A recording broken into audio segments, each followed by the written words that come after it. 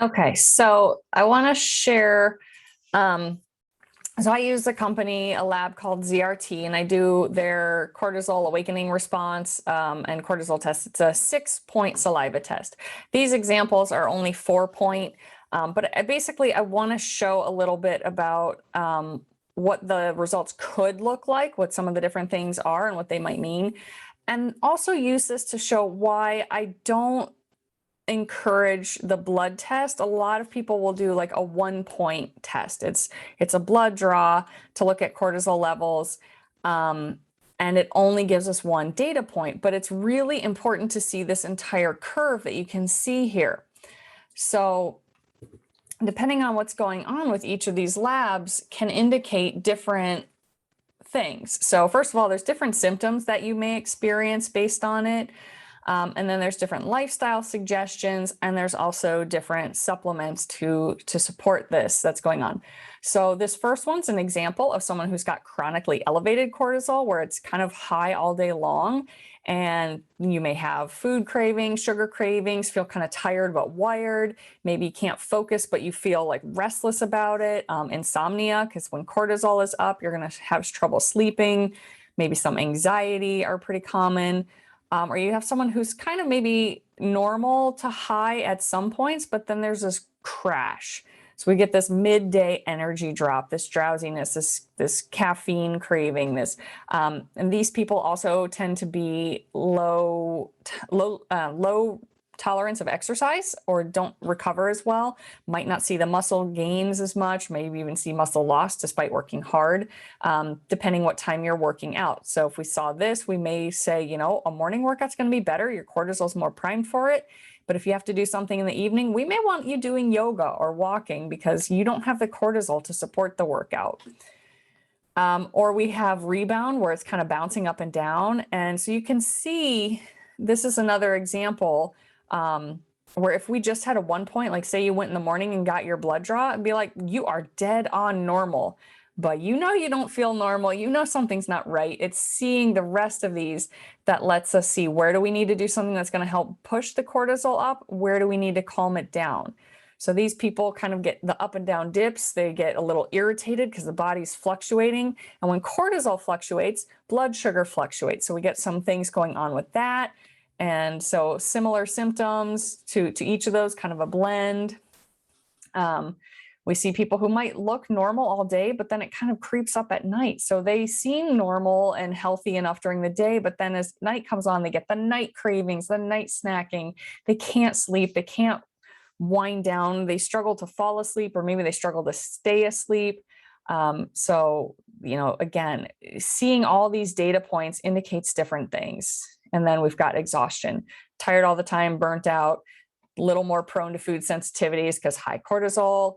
The cortisol usually has been high at first. Stage 1 is like high. Stage 2 is where we get the rebound, and stage 3 is closer to this. So by this point, that high cortisol has damaged the gut. These people tend to be more prone to chemical sensitivities and allergies and things like that, more susceptible to illness. We've burnt out their adrenal glands, which usually burns out the immune system. So people who are chronically stressed tend to get sick more often. Blood sugar issues, sleep disturbances, just full on exhaustion. A lot of times they tend to crave salty foods a little bit more.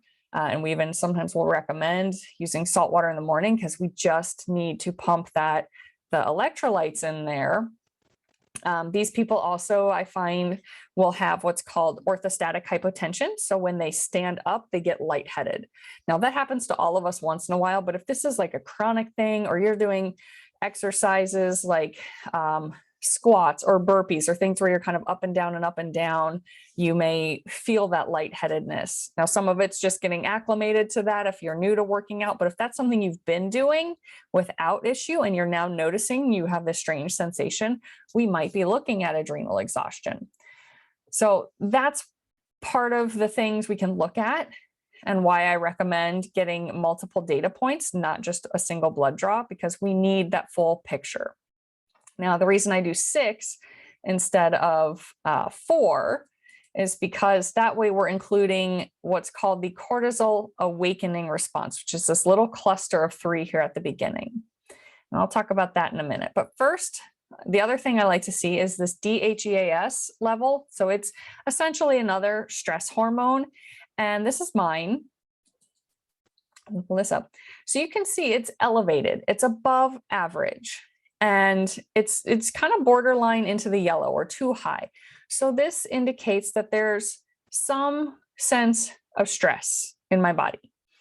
And that could be, again, anything. It doesn't have to just be mental or emotional stress. There's definitely been a lot of mental and emotional stress that I've been dealing with for a while, and that could be this, but it could also indicate that there's high physical stress because I do train fairly high intensity, 4 to 6 days a week, sometimes twice a day, depending on my training schedule. And at this point, I was aiming to hit 2-a-days, but I was so exhausted, I just couldn't. So this could be elevated because of, we see that in highly active people or trained athletes. There just is more cortisol because of the physical stress of working out. But it could also be the emotional, mental stress I was dealing with because of life situations. So what that indicates is normally when we see that, we can anticipate the levels over here on the cortisol are also going to be indicating an elevation beyond their normal baseline. So I'll explain that as we look at these three here. So these three definitely are kind of bottoming out here on the chart, which is definitely lower than average. However, the two things that I also include in the puzzle piece of what's going on and why I was feeling so just debilitatingly fatigued. One, this DHEAS indicates that these are elevated beyond the baseline, which means they tracked at a higher level because they were being pumped into my body higher than what my adrenals were at, meaning normally their baseline would be even lower. And on that day, as I was collecting it, I even remember being annoyed because I felt better that day than I had most days. So even though I planned it and this was the day I had to do it and I wanted to get this shipped out, I felt like I was at actually a higher energy than I had been almost every other day for the last 4 to 6 weeks. It's closer to 6 weeks at that point, which means, again, these are showing a better result than what I normally was feeling. So that to me, all those puzzle pieces, everything going on and some of my other lab work kind of put this bigger picture together that these are probably bottomed out at the time of collection. So that's kind of where these pieces come together. And then this is the cortisol awakening response. So what we see here, the idea is you take it when you first wake up, 30 minutes later and 30 minutes later. And ideally, yes, I'd rather see people doing their cortisol collection and waking up closer to somewhere between 6 and 9 so we can see this curve. But due to my schedule, I do wake up at 4:30, did this at 5:30, took off for the gym, started the gym at 6. So we can see that this first one is actually pretty high. It's kind of peaking on the red, which could indicate that my cortisol levels are at least somewhat elevated during the night, which can be playing into the fact that possibly I'm not getting deep, restful sleep at night because my cortisol levels are up. And that can be one of those many factors adding into this fatigue that I was struggling with. My sleep just wasn't as restorative as it should be. There also wasn't any bump. We should see a good boost on the second one because you should wake up, be kind of tired because you wake up. And then as you get moving in those 30 minutes, cortisol kicks in to help give you a little momentum, give you a little push to get through the day. So I was kind of flatlined and then just started dropping down and just kind of crashed throughout the day. So again, there's different things we can do for each of these. We can make sure if cortisol's high, do those things that tap into reducing cortisol, stress management, the breathing techniques that reduce cortisol. Touch can help with it, like massage or petting or like dry skin brushes. Timing out where you eat protein can help because, again, cortisol is kind of related to blood sugar. So we want to monitor both, making sure there's hydration, adequate sleep. We can change the intensity of workouts. We can change the time of workouts based on what we see. And all kinds of things like that, the salt, the sodium. And then there's different supplements for each of these as well. So in general, we want to support things like vitamin B, vitamin C, magnesium. When we're stressed, the adrenal glands just burn through those nutrients. So that's good to boost.